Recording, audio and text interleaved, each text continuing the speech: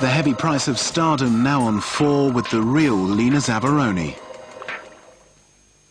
Ladies and gentlemen, a nice golden shot welcome for Lena Zavaroni.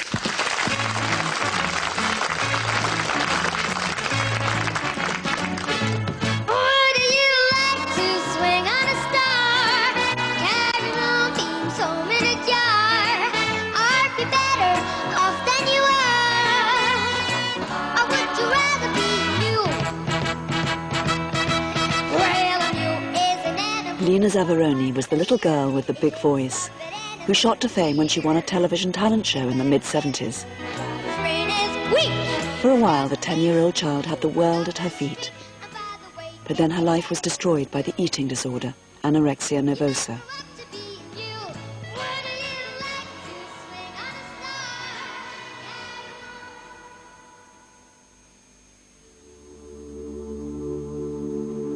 Lena was born on the small Scottish island of Bute. Her father worked in the family fish and chip shop in the island town of Rothesay.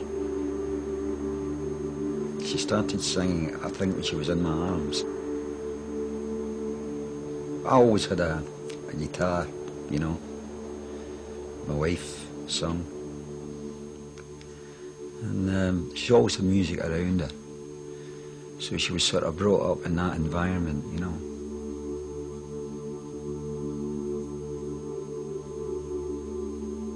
She had a great sense of humour. She could have mean fits of laughing. In fact, if you ask any of her friends or relatives, they'll tell you the same thing.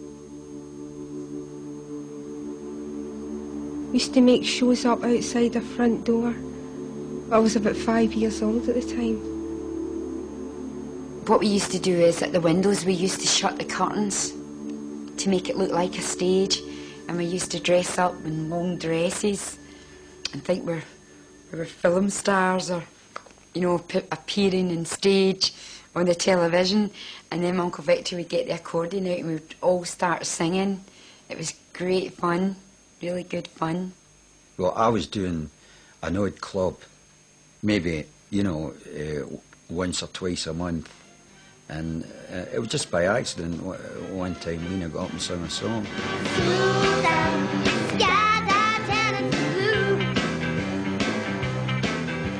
Nobody wanted her to stop singing.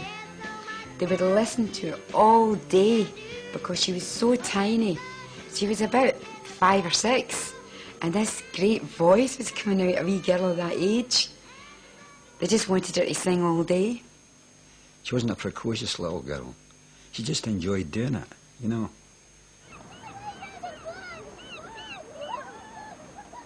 We did lots of things together.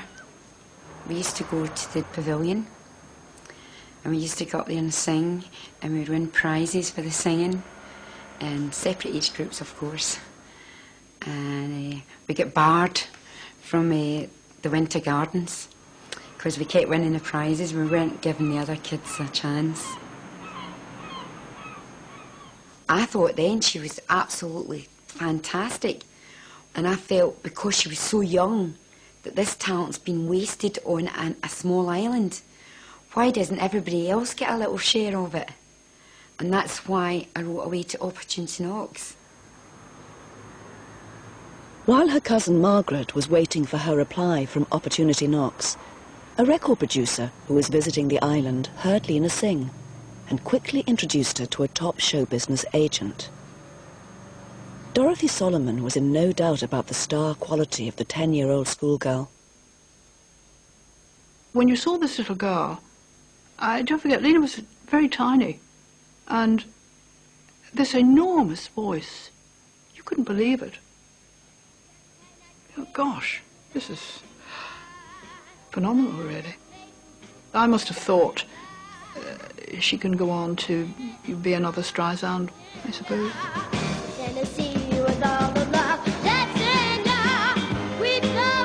Dorothy was keen to sign Lena before she appeared on Opportunity Knocks. I thought to myself, well, I don't want to just jump in. She's young. Although there was a chance there that she could make it as an artist, maybe, you know, and make a career out of it, really. But at the time, I was a bit confused because, you know, it took a little while to decide whether to do it or not.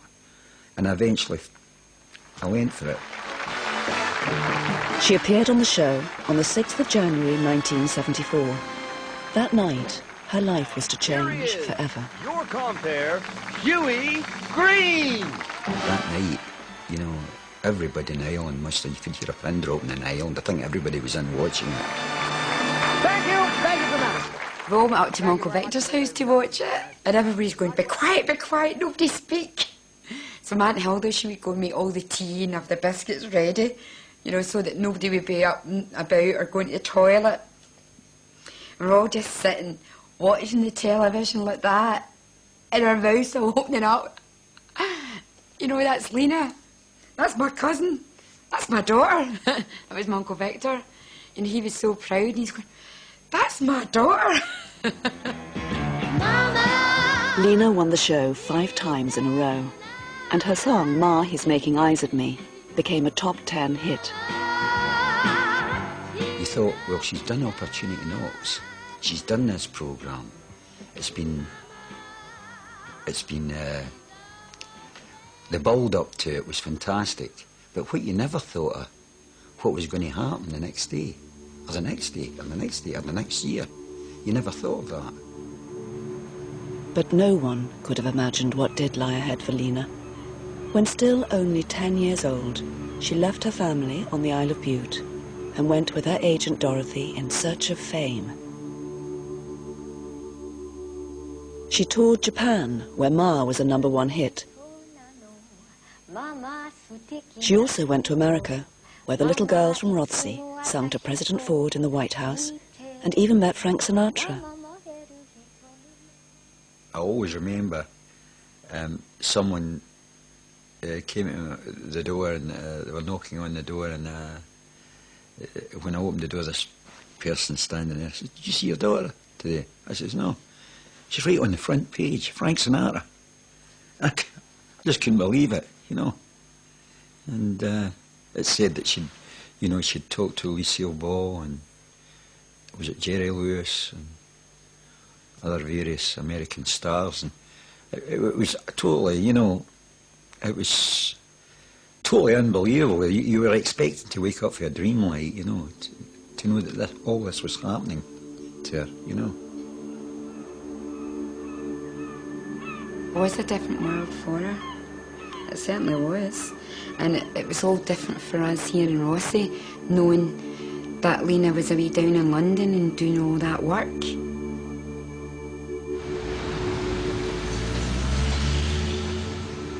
It was awkward for her to get to London because of the fact that she lived on the island. And so she stayed with us for a short time. And it was always an awkward situation because Victor and Hilda were obviously on the island with Carla. And Lena, when she was with me, she would phone them every night.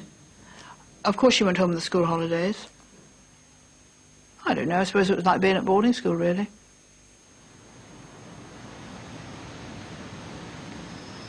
She stayed with Dorothy, this luscious flat in Park Lane, you know. We went to dinner there once, and it was, you know, it was like you would sit in Buckingham Palace, really, you know, in front of the Queen. For Lena, a little girl who'd just come from an island, we're full of fish and chip shops, and suddenly everything was huge and ornate and beautiful, and she had to, I would feel that she would immediately have to be on her best behaviour, you might say, you know, don't break this, don't touch that, do all the right things. Well, you can imagine how a child was, and her parents weren't around. I mean, they weren't there. Dorothy became her mother, in a sense.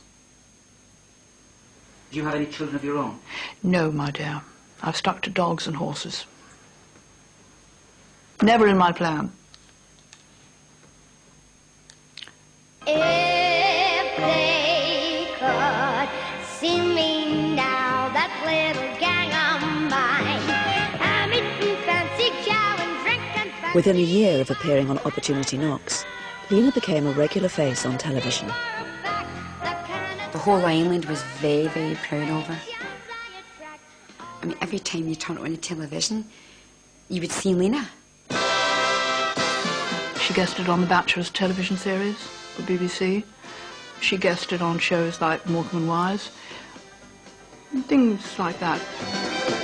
See you every day, walking down the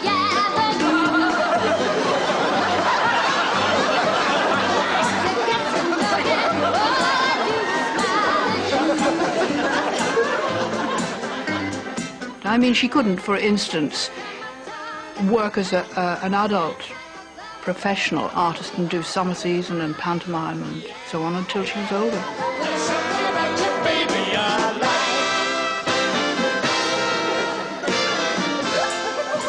Children in this country have to work under the Children and Young Persons Act, and until they are 14 they can only do 39 dates a year. Did you know that? 39 dates out of the whole year. And then until they're 16, after 14 and up to 16, they can do, I think it was 80.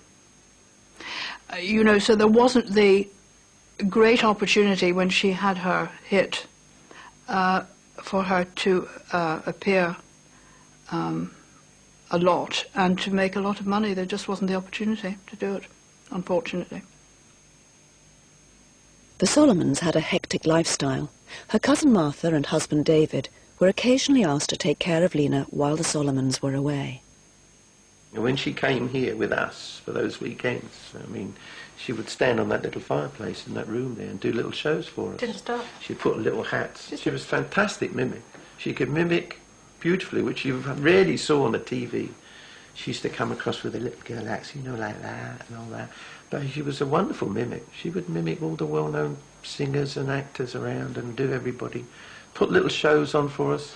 She was delightful. She really was. You know, we used to sit here and have fun. We had a little dog at that time. She used to play with her little doggy, and it was a perfectly lovely little kid, you know.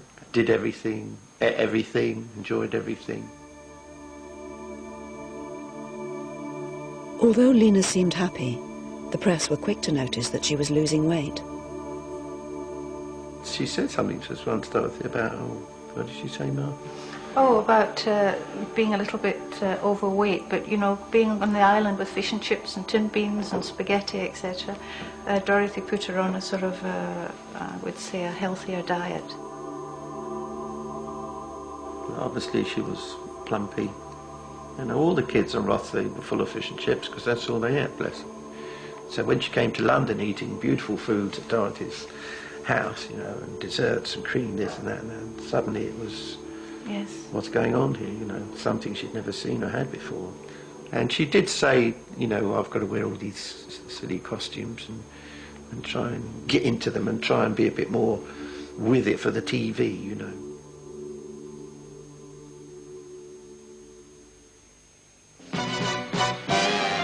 Chin-chirity, chin-chirity, chin-chin-chiree. When you're with the sweet, you're in glad company. In 1976, at the age of 12, Lena Zavaroni became the youngest performer to top the bill at the Royal Variety Performance. The amazing thing about Lena, she was never nervous. The Royal Command performance. She had a very quick change in it. She came in and did a number as a chimney sweep, and then there was a transformation into the sparkly dress, you know. And I could be standing on the side of the stage thinking, not Lena. She was, you know, the play on music or whatever. She's off. No nerves. Lena's parents still lived in Rothsay, and because of work, Lena only saw them occasionally. In London, she spent most of her time in adult company. It was thought she needed to be with children her own age, and so she was enrolled at the Italia Conti Stage School. Lena? Yes, Mr. Boat. Ron. She came into the building, everyone recognised that it was Lena Zavaroni, this young girl who'd been singing, and photographs in the newspaper, so everyone was excited to have her at school.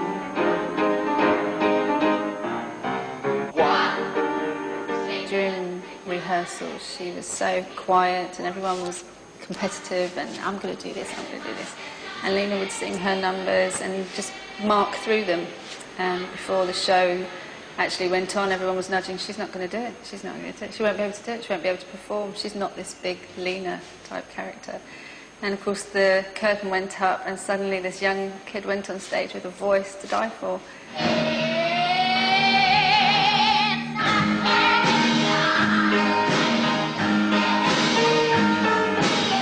At the age of 14, Lena was now old enough to double the number of days she could work. And so, as well as her schooling, she did more TV guest appearances, performed a successful West End stage show, recorded more records, and starred in her own television show. It seemed as if there was no stopping her.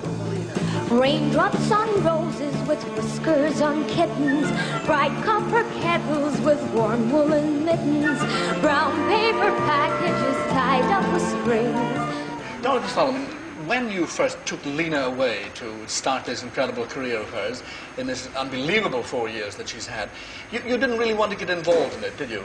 No, not with a 9-year-old child. What, you expected her to be a monster, did you? Yes, and also it's quite difficult, you know, to look after a child of that age. I mean, we have an early picture of her here. Now, at that stage, you could have pretty well got away with anything just because you were very young, couldn't you? Is it much more difficult now? Well, I should think so, because I don't, you know, Dorothy. Well, as she says, she enjoys it so much, and she does work hard at it, and that's why I think she does it so well. Someday, maybe, if I stick it long enough, I might even strut my stuff. But it was also around this time that concern grew about how thin Lena looked. At first it was put down to her adolescence, but the truth was soon to be revealed.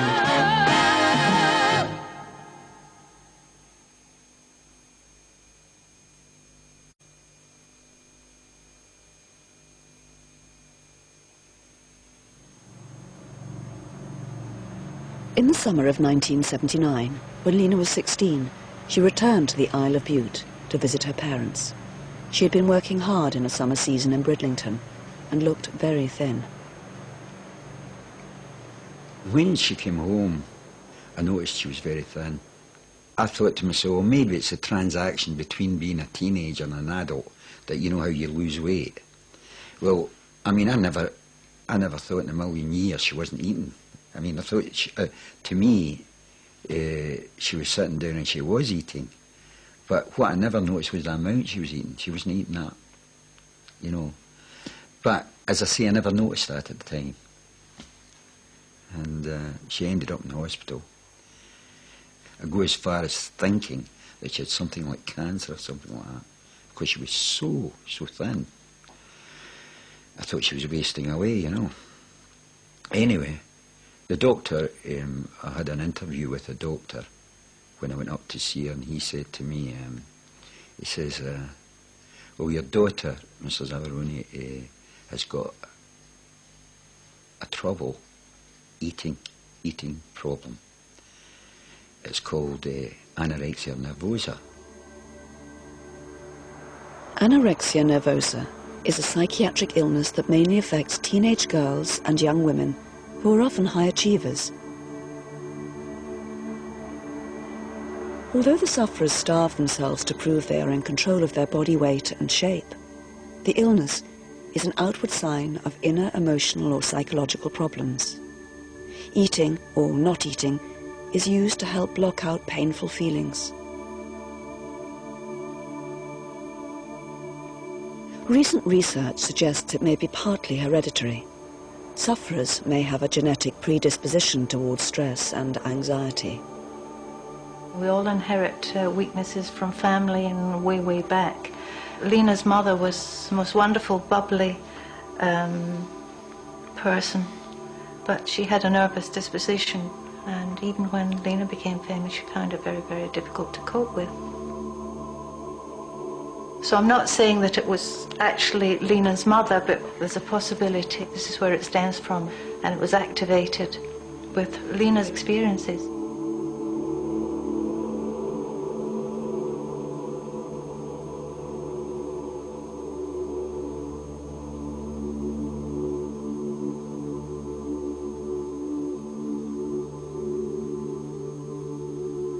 But I think at the school, that's when it really started. She started to look at herself and compare herself with some of the dancers who were very slim. And then she looked at herself, and I think that's where it really sort of activated itself. That was the first click. I think I was a student here when I read in the tabloids that Lena had put it down to being at stage school with other girls around her who were much slimmer than her, and I actually remember feeling offended that I always felt blamed. It was a case of, Lena, why have you said that? Nobody ever mentioned weight at school. Nobody ever said anything. And I did feel insulted that she'd put it down to her school friends who, you know, had all been in together, and to say that it was a case of her sharing a class with thinner pupils, I found that quite offensive. I think that she was unhappy because she was asked to dance here and come and join this show and do this show. And she was controlling her food because she couldn't control anything else. So many folks dissatisfied with everything. She'd felt that she was at everybody's beck and call. You know, producer said, "No, you be at sunset 10 o'clock." She was there. You know, you do this show, and she was there. You know, you got to sing this song, I'll do it. And she always wanted to do the right thing for people. And I think a part of this process of acceleration, in the same way acted in reverse for it, was kind of brought on this negativity. That the higher up she went, the more she personally was losing her esteem and her identity. She said, I feel as if I've given away my soul. Yes. I don't have it anymore. I'm dead inside. She did. And all the strength they never need to help them has been wasted. Remains hidden in the confusion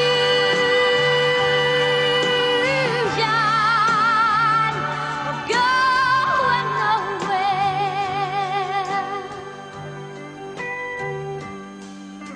And who am I to criticize this world that I have grown up in?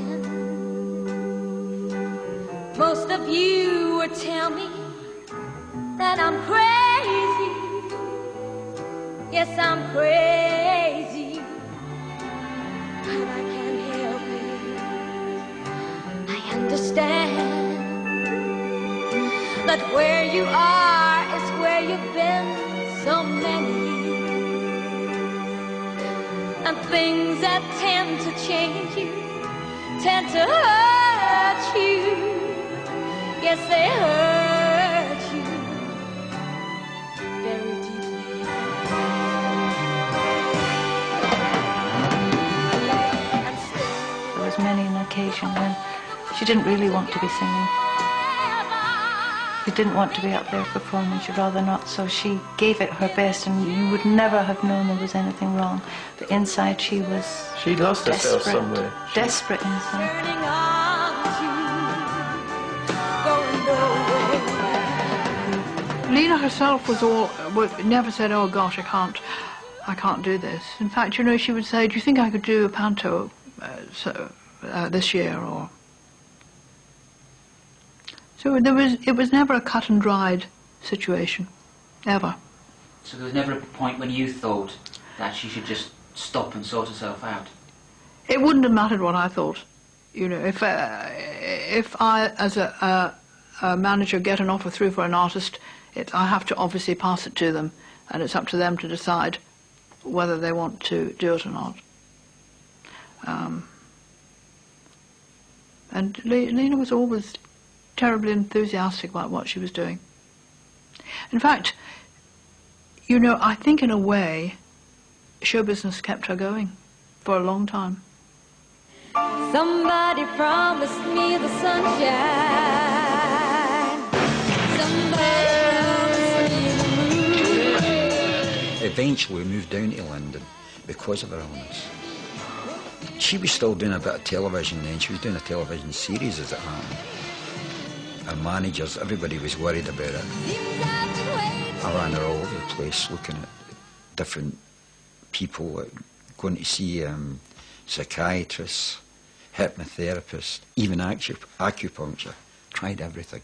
Harley Street specialists. And it just did not seemed to come together. Well, when I came down to London when I was 14, she had changed. You know, I think that's when the anorexia had got hold of her. And so the sister I was looking for, she wasn't there. Her illness overtook her life completely. I used to try and go into in-depth conversation with her and say, if there's anybody that's upset you or anything that's happened, you can tell me. I'm your sister. This was not a happy time. Her mother was drinking heavily and her parents separated. Lena continued to get worse. She played with food all the time. Food had to be there. She'd go out and do a massive big shopping, and she would come in, and within maybe just 3 or 4 hours it's gone. Everything's gone. And you think to yourself, where did that go? You know, this wee flight little creature standing in front didn't eat all that, you know.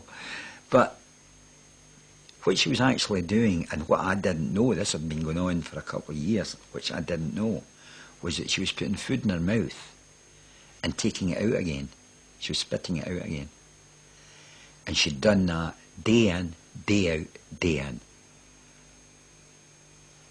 The only way that sometimes I could make her eat something was we'd have a lecture with her, a talk with her.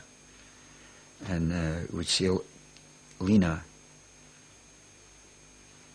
stop thinking about yourself for a minute and think what you're doing to us. Do you know, see what we're hurting? That we want you to eat. We want you to live. Please, Lena, please, will you eat something before you let it go too far? And we'll leave there, and maybe in the next couple of days she would eat a little. And that was the only way that I could keep our weight up, was to put the onus on us, which was real. It was real. We were suffering. We were suffering watching her. Between 1982 and 84, Lena hardly worked at all. She went public about the anorexia, and it seemed at the age of 19, her career was over. Lena could stop work for maybe a couple of years, and then she would say, oh, I'd love to be back. Do you think I could do such and such a thing? And or if an offer came in, I'd say, would you like to do this? And then it would start up again. In 1985, Lena made a comeback in a summer season in Blackpool. She even appeared on television claiming to be cured. So you're back looking very glamorous. And You think so? Yeah, I think so. Thank you. I'm picking up where you left off. Well, hopefully. Hopefully. But with You the know, kind of suffering that you've endured in the last 3 years, did that not sort of put you off for good?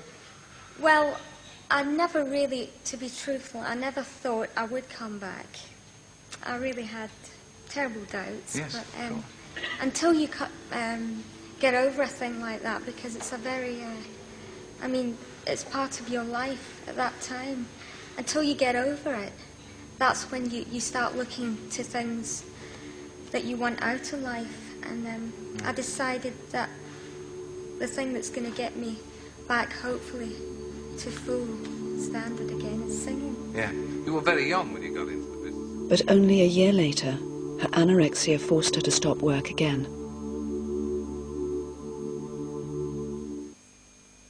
There came a time when our weight fell too low. It just went a bit too low, and we didn't, at that particular time, there was no point in going on. It was just like, well, look, it's, you know, we've got to draw the line somewhere. I mean, she was, as I say, she was strong enough to do it, but she just didn't look right doing it because her weight was so low. I'm afraid her illness took its toll.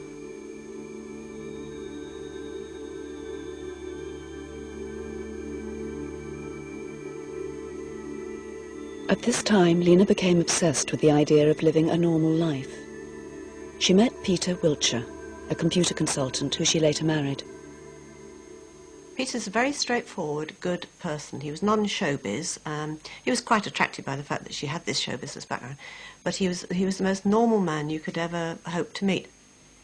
She saw that being with Peter was a chance to get what other girls of her age had, which was a life, a husband, a home, everything that she thought was normal.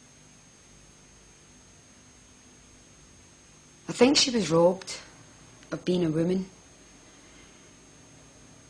Do you understand what I mean by that? She never got a chance to go out with other young girls of her own age, to experience nightlife and what it's like for a guy to come up and chat you up, you know. She wanted from him, she said that all I want is a lot of hugs and kisses, but she wanted those in a childish way. And that kind of close physical contact was something she steeled herself to do. It wasn't something that she was capable of enjoying, possibly with anyone. She did lose her virginity to him. She talked to me about that. He was her first serious boyfriend of any description, and that in itself was quite sad because she was way past the age when people should have done that sexual experimentation, had the boyfriends, had perhaps failed relationships and known what they wanted by the time they got married, and she didn't have any of that experience. I think in Victor's words, it was a disaster, really. I wouldn't have expected anybody to put up with it very long because it is very difficult to explain. As I said, you've got to live with an anorexic. And I think Peter, he's just had enough, you know. It was. Lena's marriage lasted only 18 months. It was also about this time that Lena's mother, Hilda, committed suicide.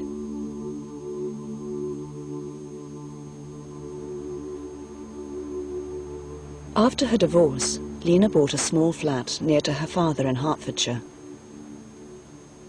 She would come down and she would sort of hang her head. And I say, Lena, what's wrong? Oh, Dad, you don't understand. You don't understand. You don't understand about this feeling I've got. I just can't go in much longer, you know. And I would look at her and say, well, Lena, the thing is, Lena, look at your body weight. Your body weight's very low. Don't you think that's what's making you depressed? Dad, it's got nothing to do with that. It's got nothing to do with that at all. This is something else I've got. I says, but Lena, for years, you know, you've been starving yourself, really. I says, surely, I says, how not have a try at eating and try and get your weight up? I am eating. I am. And she might just walk out the door and we'd be left in limbo like. You were left there just, what can I do? There's nothing I can do. There's this girl, my daughter, starving herself to death. And, you know, you've just got to stand and look at it. It was soul destroying, absolutely. I'm only human. In 1993, Lena made a rare television appearance. She was 27, and by now it was impossible to hide the punishing effect the illness had had on her body. And all that I am, show me the stairway that I have to climb. Lord, for my sake, teach me to take one day at a time. Only recently I've just been picking up this little book thing, you know, and I've been looking at it, and I looked at the words and I thought, well, they do mean something to somebody who's going through tough times. That if they just could read something like this, like, it says, God, grant me the serenity to accept the things that I cannot change, the courage to change the things I can, and the wisdom to know the difference. Shocked by her television appearance, Martha and David visited Lena in her flat. Distressed by how she looked, they persuaded her to return home with them. she initially was so ill that she would lie on that settee in there, just curled up like a fetus. And she was there for 3 or 4 weeks. She hardly moved from that spot. The first horrendous thing was really her eating habits, which were not very nice at all.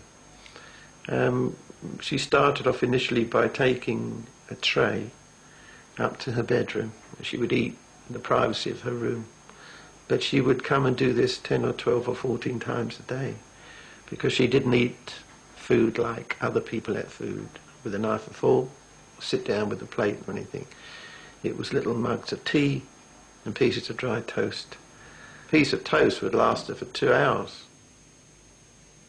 She would then suddenly go on a screaming eating binge, and she would then eat us out of house and home. You see that pile of bananas there or something? We'd come down at 2 in the morning. She'd eaten 10 bananas or 4 oranges or 6 apples or half a bread, and you wonder where it went, because there was nothing of her. She was so thin, and she couldn't stop. It was orgasmic. I mean, it was incredible. Yes. I had to lift her physically away, kicking and screaming. Which was horrendous for her, because the pull for the food was so powerful. But of course, she wasn't swallowing everything. I mean, she would chew it and take the best of it out, the juices, etc., and the rest of it would go down the plug hole or into the rubbish bin. She was on taking pills by the handful.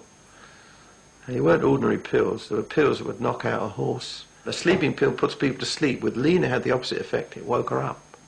It sort of felt it was activated that she felt there was some movement in the world, because she used to absolutely feel nothing. There was never any movement. If you know, the sun was shining. She called it static.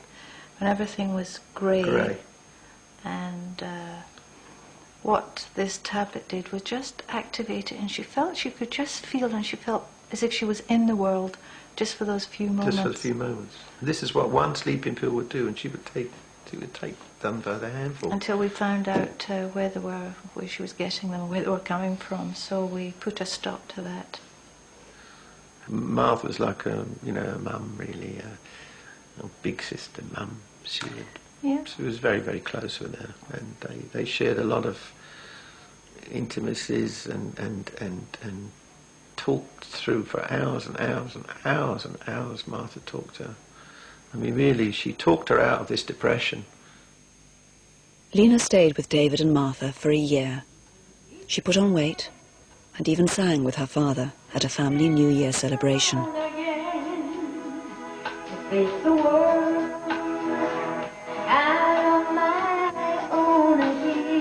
Although she had improved, David and Martha wanted Lena to get professional help.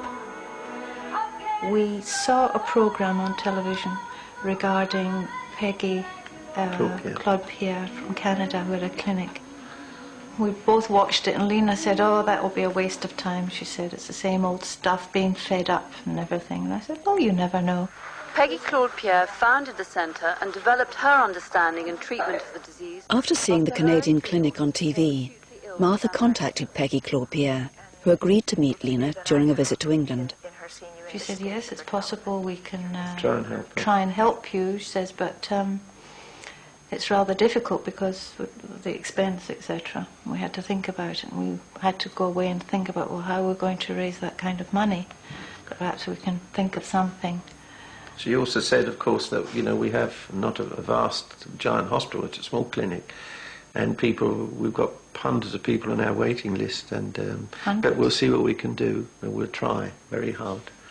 And that was that. That was as far as we got. And then Lena came back, and time went on, and she was getting worse and worse, despite all our efforts. I mean, we were monitoring her all day long. Near Christmas time. Yes. And it looked as if we don't get some help now, we're going to lose Lena. We're going to lose her. Because she was really giving up. So what I did was, I took a photograph, and I sent it to Canada and said, "If you really want to help, you better do it now. You better got to do it now." And within 24 hours, Peggy said, "Right, I'll get a ticket for you."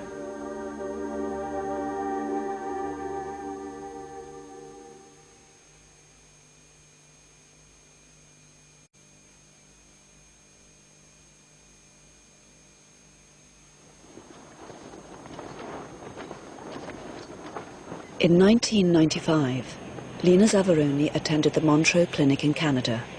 Over the years, Lena had been in several such clinics and had talked to dozens of specialists. But so far, no one had been able to find a cure for her illness. But Lena now weighed only 3.5 stone, and Peggy Claude Pierre seemed like her last hope.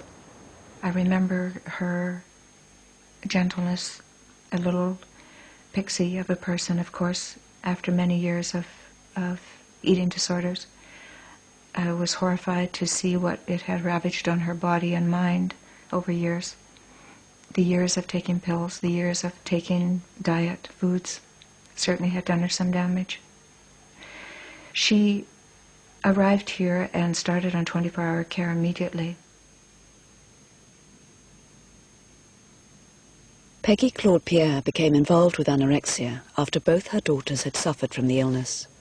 The core philosophy of the clinic is to build patients' self-esteem. What I have found out in my experience with eating disorder, certainly initially with my daughters, was that there was what seemed to be an emotional parasite which deterred forward movement emotionally for the patients. And it was necessary to interrupt that negative thinking with positive thinking. And if the negative thinking was happening 24 hours a day, then it was necessary to supply positive thinking 24 hours a day from an external source. Lena appeared happy at the clinic and quickly put on weight. During the time that I worked with her, she went from being on full care, 24-hour care, so that means she had someone with her all the time. And then she actually got to a point where she went on partial care. So she only had a care worker with her for half the day.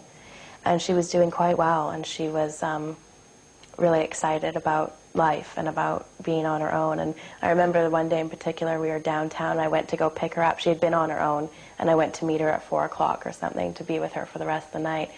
And she was so happy. She was, "Erin, I feel so free," she said, you know, and she was really excited. She had just got this new haircut, and she was doing really well.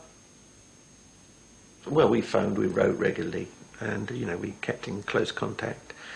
And I said to Martha, you know, why don't you go to see Lena?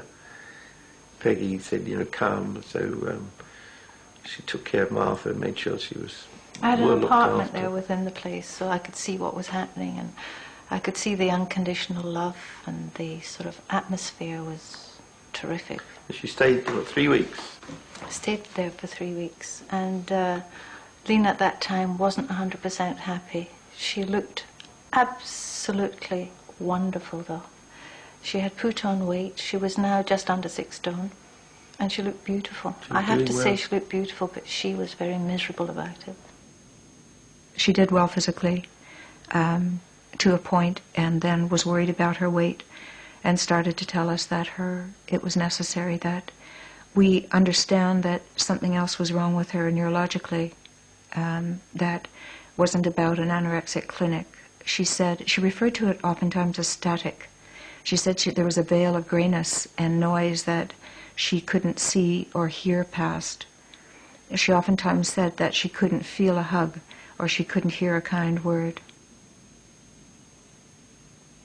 This is Lena reaching the abyss. She knew if she carried on like this, she was going to be normal again. And something, either the anorexia or whatever was the devil inside her, the demons just were whispering to her, don't take that last step, because you know you'll be like everybody else then. And this is so powerful, this force. You can't realise how powerful it is. And that just started to pull her back and filter into the subconscious. You know, go back to the old ways, you know. I think the program would have worked for her if she had wanted to do it. But you have to have a little part of you that wants to do it. And I don't think that she had that, so. I must admit, I felt very disappointed and a wee bit angry within myself, which I tried not to show, because then I'd start blaming Lena again, and I realised she's just very, very ill and very sick. And it's true, she was too far gone. Lena returned home to her flat in Hoddesdon and quickly fell into her old ways. Every day that it came along, she'd be nothing but complain about this feeling that she had, this as if she was living in a tunnel, as if she didn't want to exist. She couldn't cope with it. And that went on. If you met Lena any time, she would just talk about that continually, all the time. It never stopped. Alone in her flat and living on state benefit, Lena became more and more obsessed with her static. She was convinced that her last hope was to have neurosurgery. She wrote to me many times after she went back to England, telling me that she was convinced there was something that was veiling her ability to respond properly to treatment for anorexia. She asked me to help her find somebody to do a leucotomy. I couldn't dissuade her from thinking she needed surgery.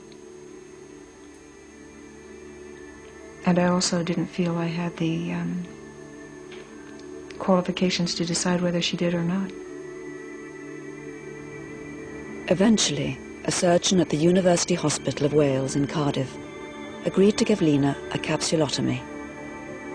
This is a controversial operation only carried out in extreme cases of depression. The operation involves inserting a probe into the brain to sever nerve pathways that control emotion. Well, I remember coming in about a couple of months ago, a couple of months ago, and she says, "Dad, what do you think about this operation? Do you think I should have it?" And I says, "Well, Lena, do you feel as if you must have it? I mean, Lena, I can't decide for you." And she says, "Dad, I want it." Well, I says, "Well, if you think that's what the answer is, do you think that's going to cure you?" She says, "I don't know, but I'm hoping it might." And I says, "Well, Lena, I know you can't go on the way you are. I know that much. Because she couldn't. She couldn't go on the way she was. There's no two doubts about that. And maybe this was a chance that everything might come right." We had great hope in it because everything else had been tried, and I'm sure Lena would have did something to herself if she didn't get it. I feel that strongly. I thought it was a drastic step for her to take, you know, to have this procedure, but she was determined to have it done. And she said, "Do you think I could make a comeback?" And I said, "Of course, yes." No one will know if the operation worked, as Lena died in hospital of a chest infection 3 weeks later. I think to myself now, I wish maybe if I'd have said, "No, don't take it," I wonder if she'd still be here. I don't know. I just don't know. But for how much longer has she been here? You know, it's a very, very difficult thing even to talk about, really. You know.